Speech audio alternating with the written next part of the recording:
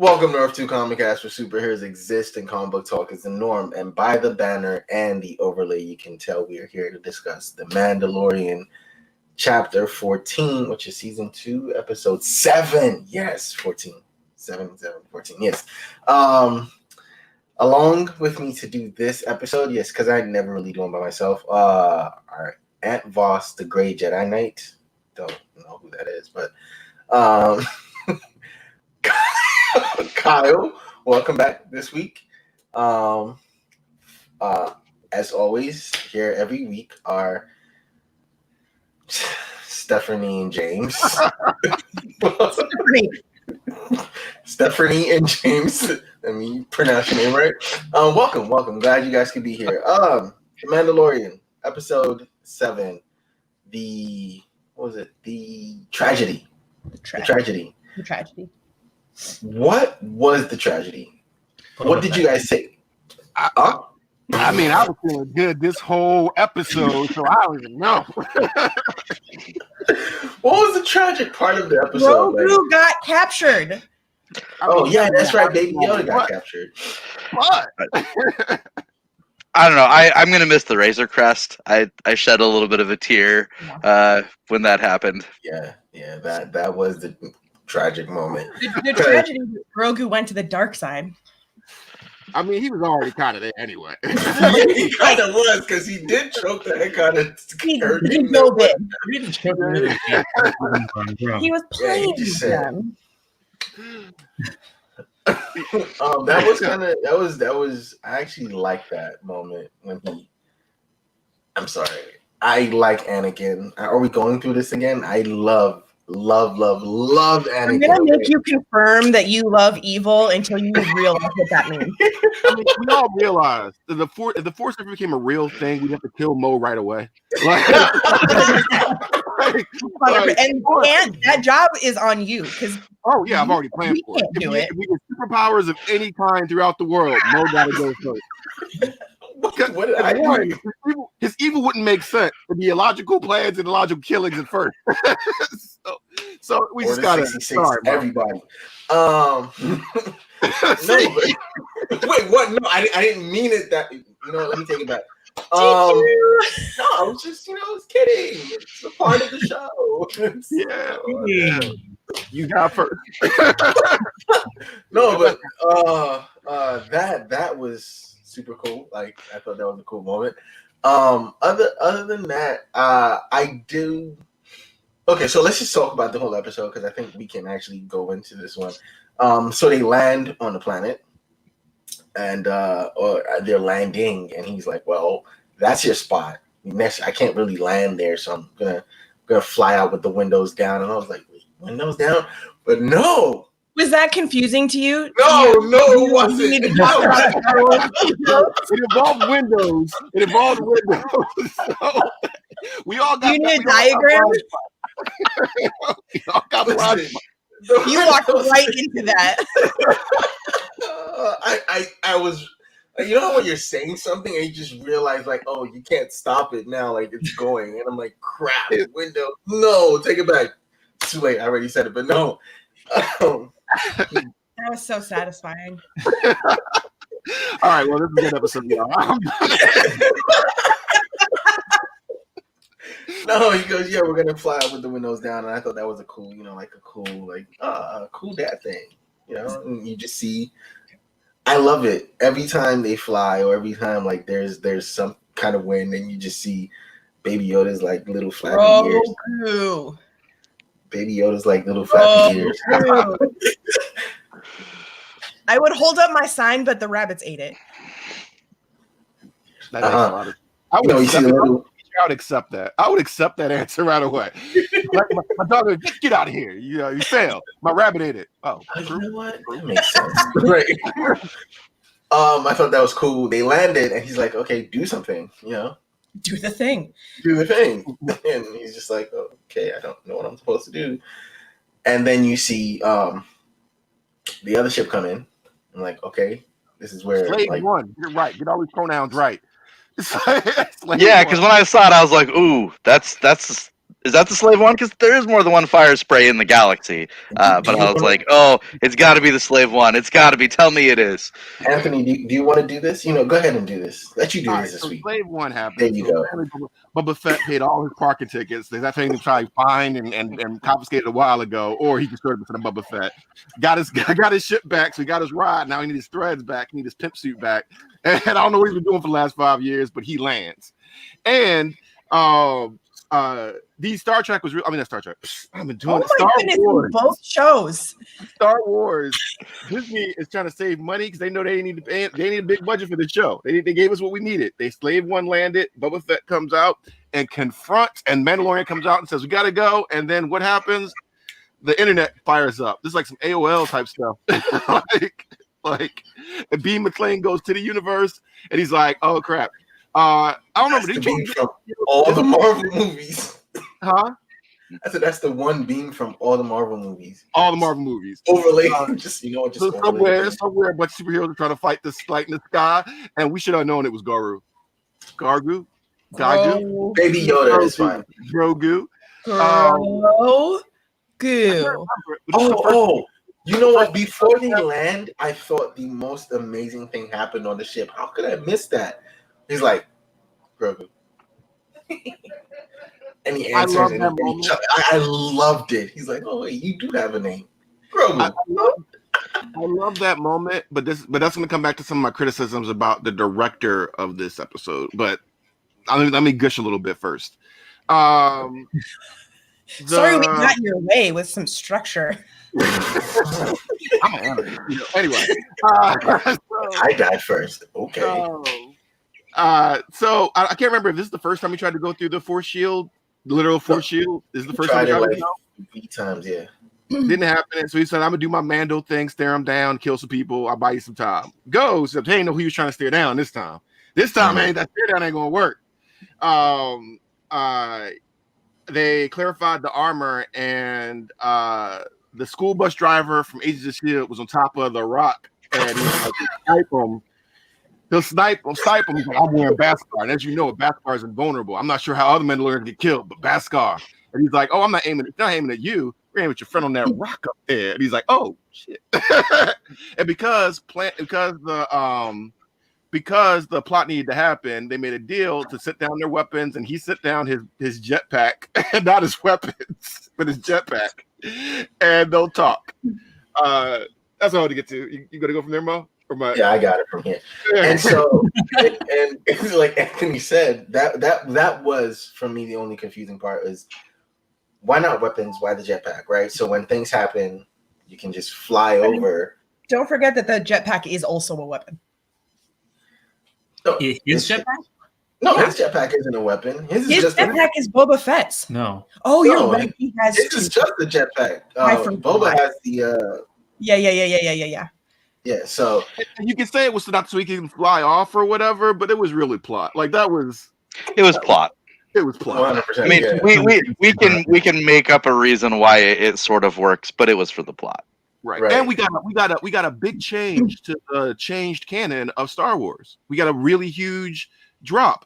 So, I'm sorry, Mo, you're gonna say that stuff. No, go for it. It's fine. We're doing the show this week. Oh, okay. Well, no, I'm really excited because look, so I have always wanted Boba Fett to get some shine because Boba Fett outside the comics has never really gotten shine. Clone Wars gave him a little bit as a kid. He had some really badass scenes in Clone Wars, but and then when Jango came around, and then when they decided to make Mandalorians like separate from Boba Fett, like everybody's gotten shine off of what Boba Fett was a genesis of, and so it was cool to get Boba Fett some genesis. But George Lucas apparently in the Clone Wars told Dave Filoni that Jango and Bubba were no longer Mandalorians, and that kind of went against a lot of the lore that was set up in the EU and the comics and stuff like that. It was a huge hit. I've never really liked it.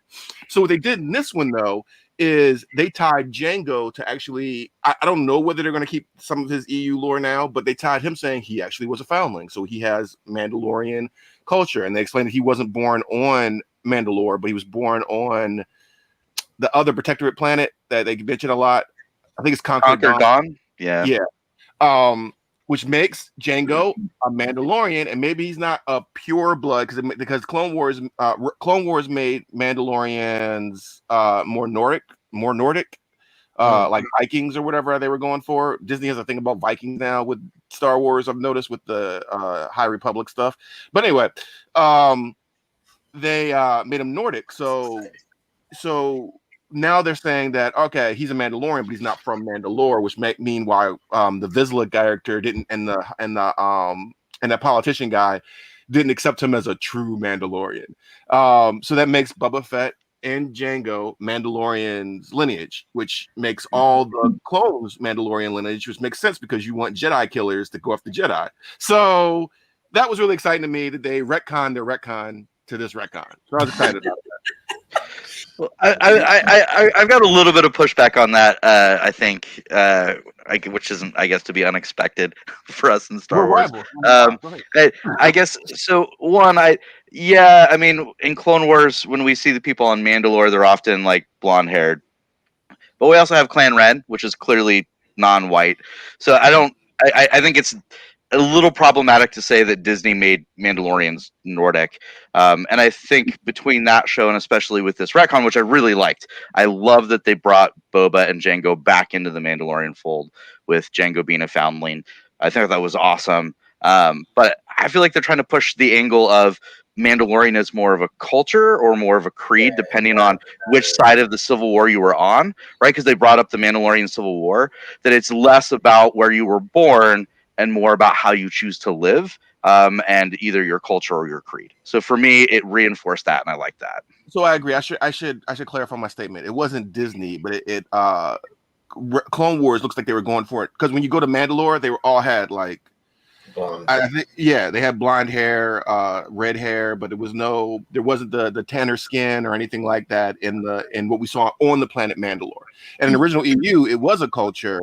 They changed it. I mean, it was a culture, and then it seems like they went to a race, and so yeah. And I wonder if that was the Civil War was about, which would make a lot of sense why some characters consider some Mandalorians and some not pure, because every faction has a pure, I don't say blooded or pure creed or pure whatever faction in it. And I can see, I can't remember his name, but Vizsla, the guy that first brought the dark saber in, I could see him being a real snob about who's a true Mandalorian and who's not. It's probably whoever disagrees with him.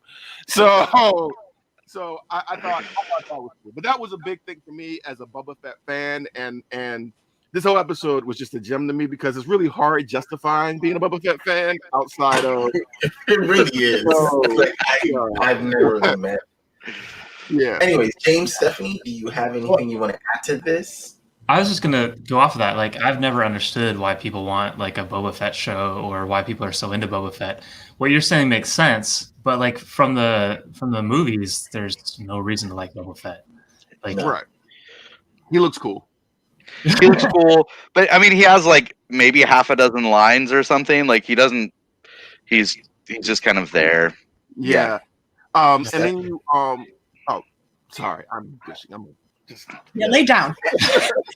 Stephanie. This is overall thoughts. Yeah, overall thoughts. I loved the entire episode until like the last 2 minutes. And I think Mando was a moron.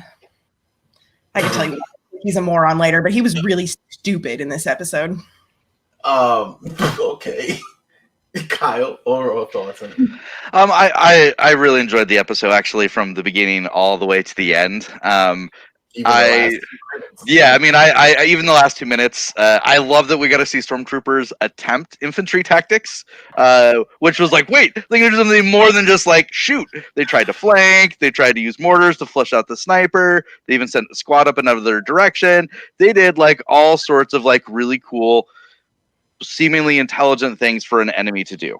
They got their asses kicked, but they tried. And that I think was interesting. I thought the choreography was awesome. Robert Rodriguez, sometimes his imagery is a little cartoonish for me, and I felt like that showed through a little bit actually for me with the Dark Troopers and focusing in on the Architans up above on Moff Gideon's ship. But just super minor quibbles in an episode that overall I just enjoyed. It was just fun. The whole time I was like, this is just awesome. I'm loving everything that I'm seeing. So James? when we see the episode, sorry. Yeah, no. I don't know. I kind of felt like the episode was more bland. I think you guys have all made valid points about some of the good stuff about the episode, but it didn't feel like there was a whole lot special. I understand that Boba Fett showing up is a big deal to everyone other than me, but I don't care about Boba Fett. I don't. I do think he had one of the coolest fight scenes, maybe in all of Star Wars. Actually, that staff he was using to beat people is a real weapon from African cultures, and it was really cool to see one actually make it into Spaceship Future shows. Yeah. I don't think I've ever seen one in any movie or TV show I've ever watched. James added that stack to his Christmas list. Wait, why? It's a dope weapon. It's a Giphy stick, man. I'm on board. I'd happily put one. And once he wants it. This is not specifically about the show. It is about Antelope, Antha Gray, whatever. I love the little like process in your brain that makes you like dive in and push back against the most inane things, but then other things you're like, yep, cosign, just move right along. All right, so I think I want to start with Stephanie because she said I don't think anyone has really said they didn't like anything per se, but Stephanie said she didn't like of course, Anne. Stephanie said she didn't like the last 2 minutes of the show. What about the last 2 minutes didn't you like? So I felt like it was not a good payoff for Moff Gideon. So somebody who doesn't know anything about background Star Wars, right? Like all I have about Moff Gideon and the Darksaber is what's in this show. Right. For 2 seasons, we've been building up to him, and he's only gotten like 3 to 10 seconds on screen at a time. And now we get him being petty and stupid and not terrifying. Like he was not intimidating to me at all. Like busting out the Darksaber to be like, do you know what this is? You're not old enough to play with this yet. Like what a big yawn and what a big disappointment after 14 episodes of building up how bad this bad guy is. Like that did not, I don't care. Additionally, like when Moff Gideon was walking down the hallway, I was like, oh, Grogu's gonna force choke him, and that's gonna be awesome. But then we like got into the chamber, and he's like he's treating the stormtroopers like playthings, and that like I immediately rewound. I was like, this is difficult. Like I know that Grogu is not good. I know that he is lacking guidance, that he's shown inclinations to dark things when life is in danger, but he was playing with them, and that's really disturbing, and it's really dark. And I think larger what bothers me about that is how many like white soccer moms are just going to be fine with it because Grogu's cute. And like just that like undercurrent of like, we're normalizing evil. And I don't like that. Also, Mando is an idiot. He spends the first scene, which is great, of like Grogu. And then he forgets the kid's name when he's in the force field. Like just say Grogu and maybe you would get his attention. Right. Anthony? So I think you put. I thought that was going to be the payoff of him saying the name, and I thought that was going to be the payoff in the Force Shield. It didn't happen. So I did love when it was just Mando and Grogu in the ship. I love that back and forth, right? Yeah. That's something you would do with your kids, or a softer side you might show with your kids that you might not necessarily show with everybody else. My problem with Rodriguez is that he gave a lot of talking to characters that don't talk a lot. And he gave a lot of, it was extra, like Boba Fett talking all that much and giving this whole story, and the Mandalorian talked a lot in this one. It was just a lot. And Gideon talking a lot for characters that typically that we've seen so far have said a lot without saying a lot without using words, you know? And so that was kind of off-putting to me. Another complaint, we didn't go through the whole recap, but when the stormtroopers are attacking, there were some really, really great moments, but there were still some really idiotic moments I see in every. So when you have a melee character and you see him surrounded with people with guns and they walk towards him in melee range, and this is the only show we see it in. I don't know what trope or what company has done this. That said every movie we show, we want to show long range weapons, walk towards the range person so they can get in range to hit them. And hey, surrender. We don't want you. We want the kid after you've killed like a dozen of us. Surrender. Like that was all that stuff. It's kind of great. But besides that, the action was great. It was the great see that. Talk about Beskar. Yeah. I'm getting to that. I'm getting okay. that. Showing that the Gavi Sick like shred the stormtrooper plasteel armor, like just that was really satisfying to see. It was also cool to see. So, like I said, I've been a Boba Fett fan for a while, and they used to have the technical manuals that come out, and it went over what Boba Fett's armor was before every Mandalorian got it, and they mentioned the knee rockets and the darts and everything like that. And so to see that was from a obscure technical manual that someone probably had to look up what did it, and see them actually used in live action was very. And I'm not even gonna say this episode was good outside of my nostalgia. I can't even say that, but for me, it just fed me. And even him using the rocket pack, like, it was great. It was great. I had complaints, but my nostalgia just took it away. I'm good. I'm tired. We can complain about him taking off the jetpack, right? Yeah, we kind of did. Yeah. But okay, so I think the one running complaint I have is best, like literally just. Okay, so I think last week we had said something, and someone was like, "No, you're trained to shoot center mass." I don't remember what that conversation happened, but listen. So I'm looking at the overlay, right? I'm gonna put it back on screen for a second. There's like a whole area, midsection where there's like no Beskar. No, not it's like because the Beskar is like a chest plate comes right over his ribs. The rest of his stomach is out, and it's just. We can't shoot. We're just gonna keep shooting in your chest, knowing that nothing is gonna happen to you. Like, come on now. Like at this point, I think they're just stormtroopers and what stormtroopers are. I don't think I can complain about them anymore. Beskar is just gonna take as many shots as it can take without Mando going down. He was literally going like, Wait. Legit question though. Would the average stormtrooper know what Beskar is?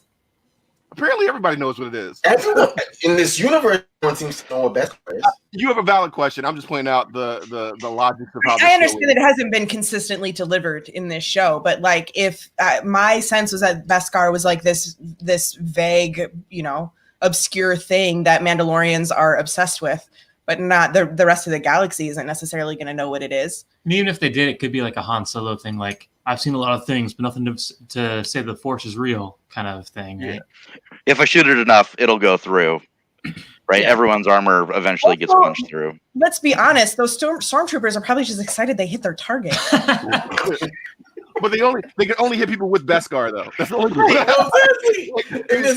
because the sniper took for some reason they could.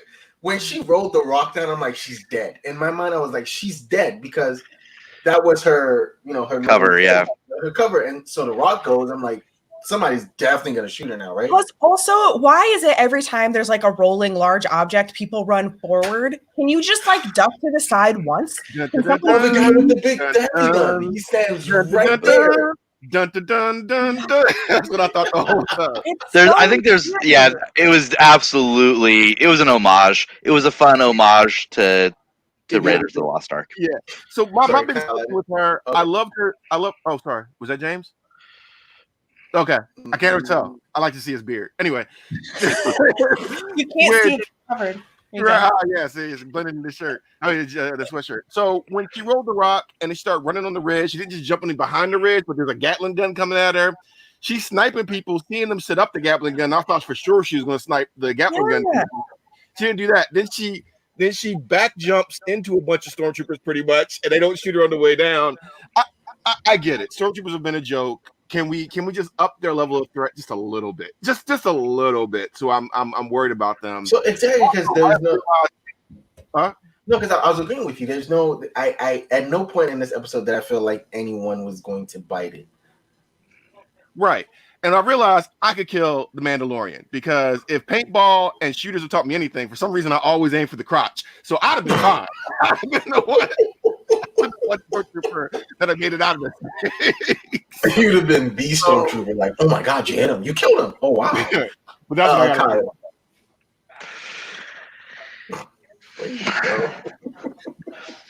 No, I mean there aren't stormtroopers aren't a threat. They don't feel like a threat. At least not to our protagonists, right? I guess I think Beskar is an improvement because it's not they always miss. At least they're hitting the armor. And I've mentioned this I think before, not on the cast, but I really wish they'd give us a little bit more of the technology behind the armor that we see in I think the second episode, where Mando's armor gets damaged by the Trandoshans and he's repairing like clearly these technological elements that are behind the plates.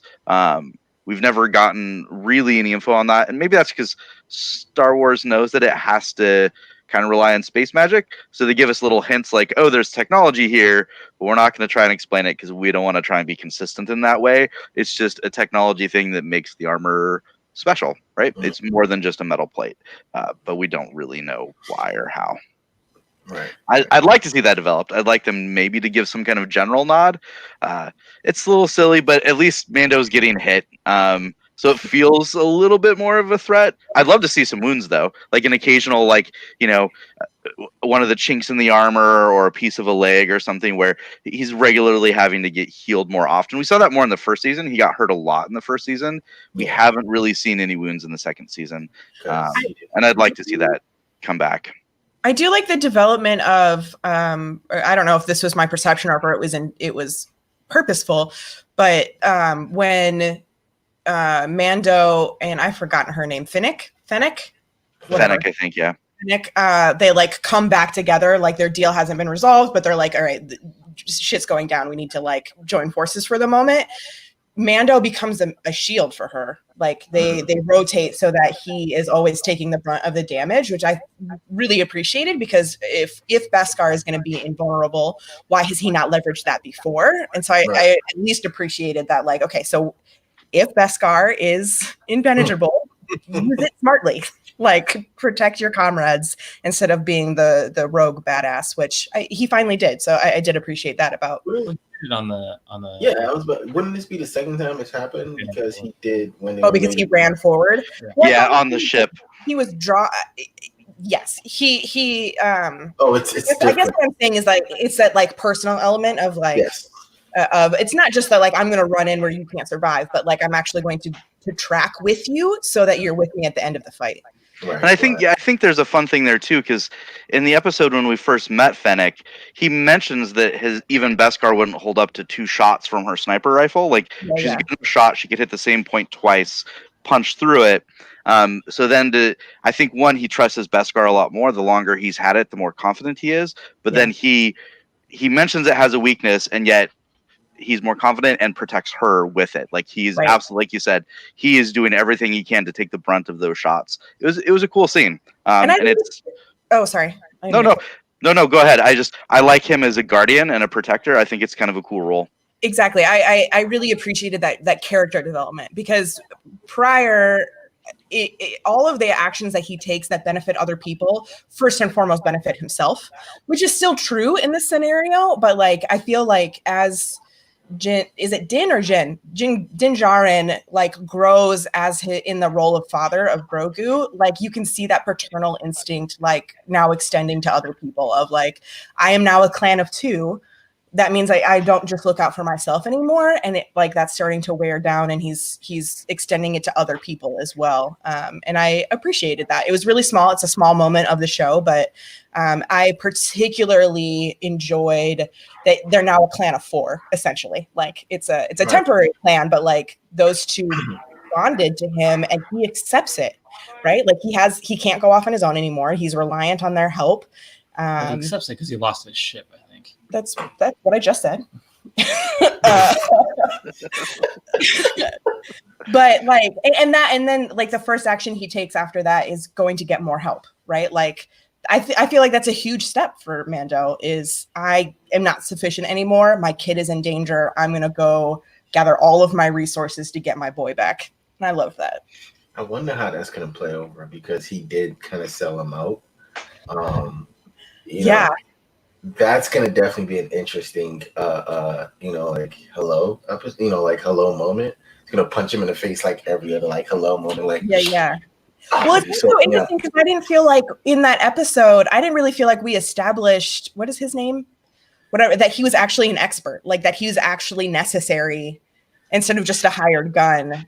Wasn't he the one who knew how to get on the ship? I don't really. He might have been. Yeah, I don't.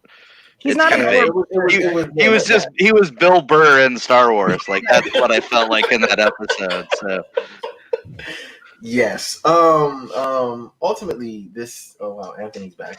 Ultimately, this was a fun episode.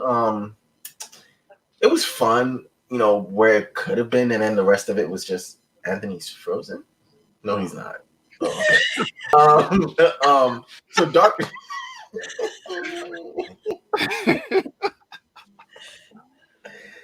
Dark Troopers, they're finally here. Didn't do anything cool. Fly really fast, walk really slow. Like, I definitely thought there was going to be some kind of force off. Lame. Also, there was another moment that was like built up and did not deliver. Yeah, I wish their debut had some at least gunfire at them, where they were like, "Whatever, we're made of Beskar. Like this does nothing to us." Yeah, I especially when Boba went up, I thought he was going to fire at them or do something, rather than just everybody backed off. Like, nope. Yeah, that was a little bit of a downplay. I'm still hoping we get a great like anti-droid sentiment from Din when he has to face them finally, and they're badass. Well, what I can't wait for actually is what's his name, Pedro using a staff. Yes, Spear versus Darksaber. Yes. I think that's what this. I'm sorry, did I cut somebody off? No. I was talking to you. Okay. Oh, because I think that's what this is being set up as. It's we're gonna get him, using the staff versus the saber, or the staff versus the Dark Troopers, and that's gonna be pretty cool. So.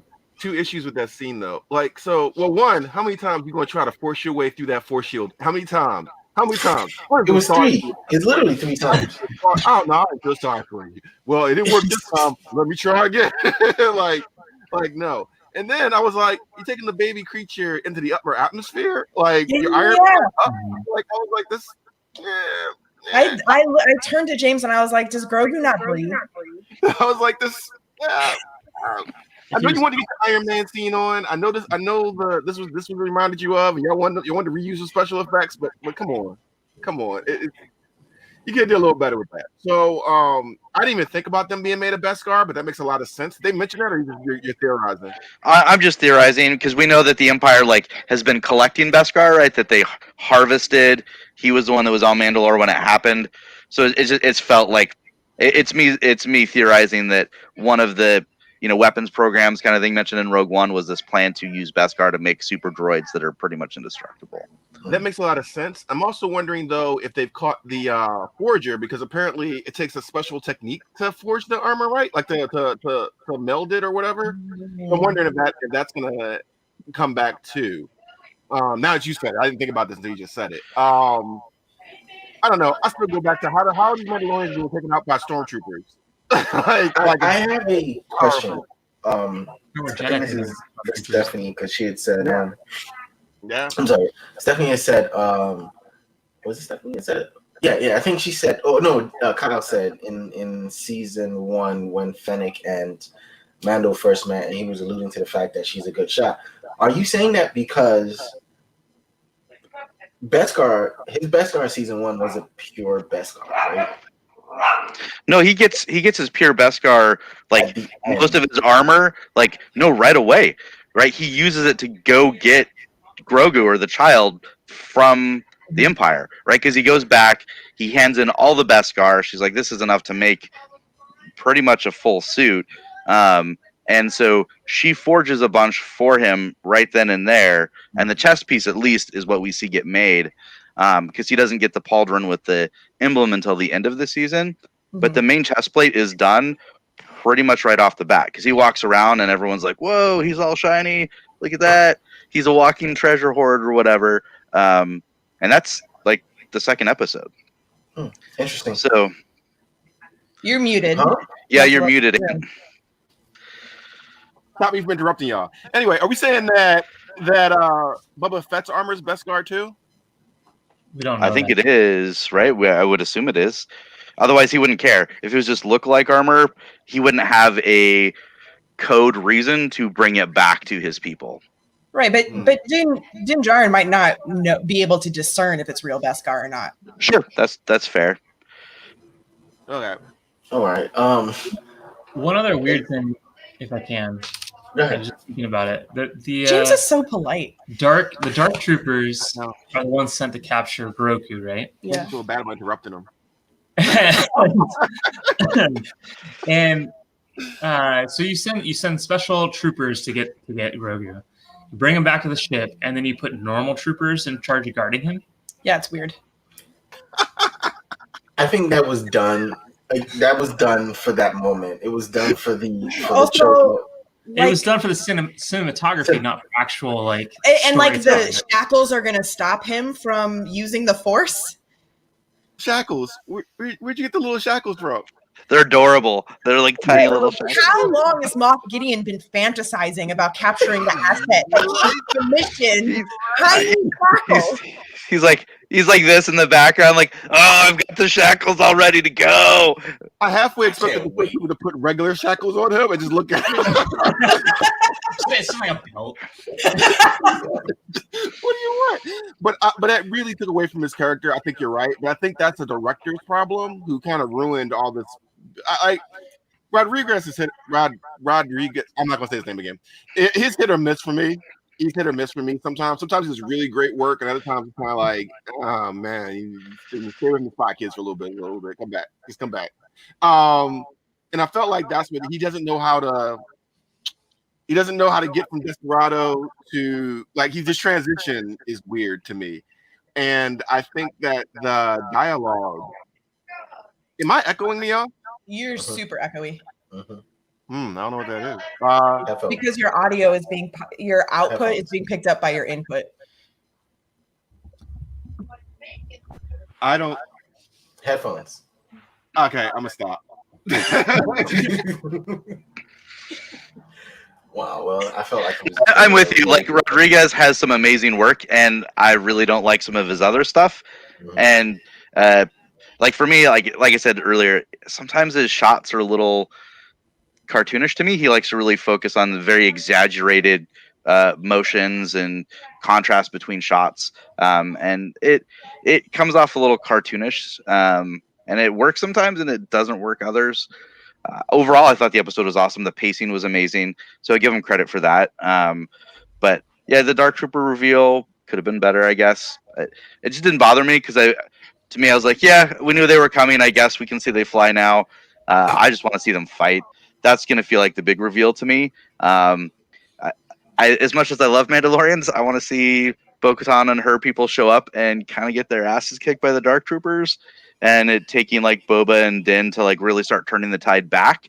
Because I absolutely want to see that Spear versus Darksaber in the end, some kind of climactic, turning the tide, maybe even a mano-a-mano kind of face off, because we're at a standoff everywhere else. Would be pretty awesome. Yeah, so we have one more episode. Thanks for leading into that. We have one more episode to the season, right? Mm-hmm. Yeah, we'll have one more episode. What do you want from the finale episode for season 2? I mean, I want to see. Yeah. Go ahead, guys. Yeah, because I did mine. I want to see. I want to see Grogu have some autonomy.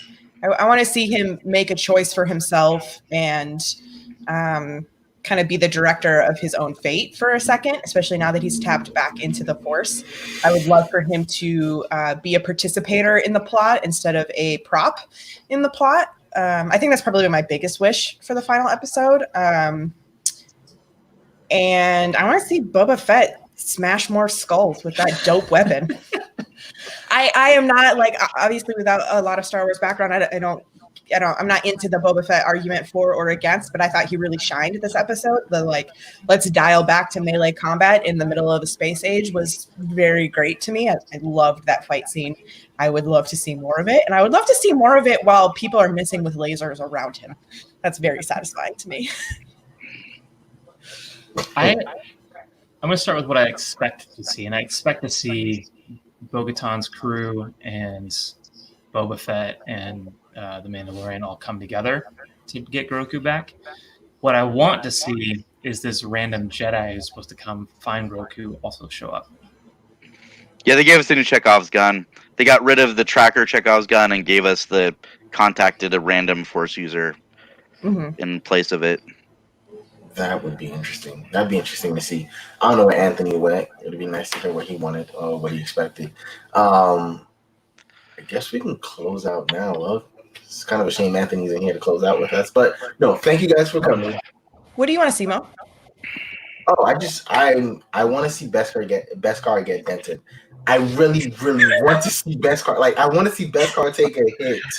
That's it. No, honestly, because I'm excited about Pedro picking up Den picking up the staff, and I'm like, because as soon as he picked it up and this is all that survived, I'm like, okay, this is what we're getting. You know, it might not be as cool or Japanese influence as the episode prior, but it'd be its own thing. And we might get a little bit of Game of Thrones. What was it? Confess or say what you. We might get that, and if we get that, I'm good. I'm good. Honestly, that's it. That'd be all for me. What will Baby Yoda do? Moving forward, would be interesting to see if which way he leans. If we do get Jedi, hopefully that changes things for him. But I do want to see him get some sort of Force training, though. So maybe that's my wish for season 3. But if we do get that Jedi next episode or moving forward, it'd be nice to see them, how that transitions moving forward. But next episode, I just want to see staff and Saber go at it. It's kind of weird that we've had 7 episodes to get to this moment, but does the staff go back to Bo-Katan and do they leave and do their own thing? That'd be interesting. And Anthony, what would you like to see next week for the finale? Them just put a heist plan together, how they're gonna get into this Imperial Star Destroyer. I like seeing Bill Burr. I mean, his character. I don't remember what his character's name was, or it's just Bill Burr. So, it's cool to bring him back. I'm cool to see Boba Fett and Djarin work together. I know they're pitching a Boba Fett show on the 10th, so we'll see. I don't know why. I want them to. I mentioned in the chat that I think that if they're gonna go for him being a star or recurring, and again, as a man in his 40s now, I get it. It's hard with the bear belly and everything like that, but they gotta get him back keep it relatable. You have to see that belly poke out the Beskar. They need to tailor his armor to him now, because because it looked small on him. It looked small on him, and so Timothy's armor. Yeah, and they were trying to use the bandolier to cover up the belly to make it. I'm not body shaming anybody. Again, that real strong guys. And I'm not. That's not my point. My point is I want the armor to look better on him, a better fit, and so hopefully we'll get some of that. Like we can modify that armor or just paint it up again, maybe a little bit, right? Yeah. That's all. That's all I'm saying. I had to let up my suit. I had to let up my suit during COVID. So. Do you think Mando finally gets his painted? I hope so. No, because this is all about the volume, right? Like, have you guys watched The Gallery at all? The behind the scenes making show. So they talk about they do all their filming in the volume. It's like this. It's fantastic. You should watch that episode. But they talk about how normally reflective things are always avoided because it's so hard to get it right in special effects afterwards when you're editing. And the volume lets them use reflective things in a way you almost never can.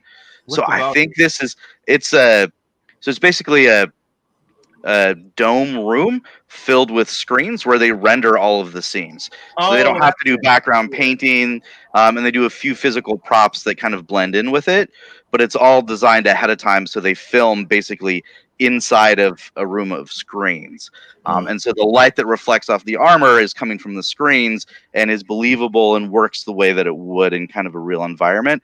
And I think the nerd side of them, they're just obsessed with that they get to do a thing that they normally can never do, which is why I think they haven't painted, is they love being able to flex a little bit, because they were the ones that came up with Favreau did the volume, and it's just kind of like step forward in special effects for Star Wars. So I'm all for that, but I kind of want to look back and see that, oh, this is Mando season 2, this is Mando season 1, this is Mando season 3, and his armor at this point, I mean, it's shiny because the only shiny armor, but it's basic. It's some basic armor. The armorer also had her armor wasn't painted.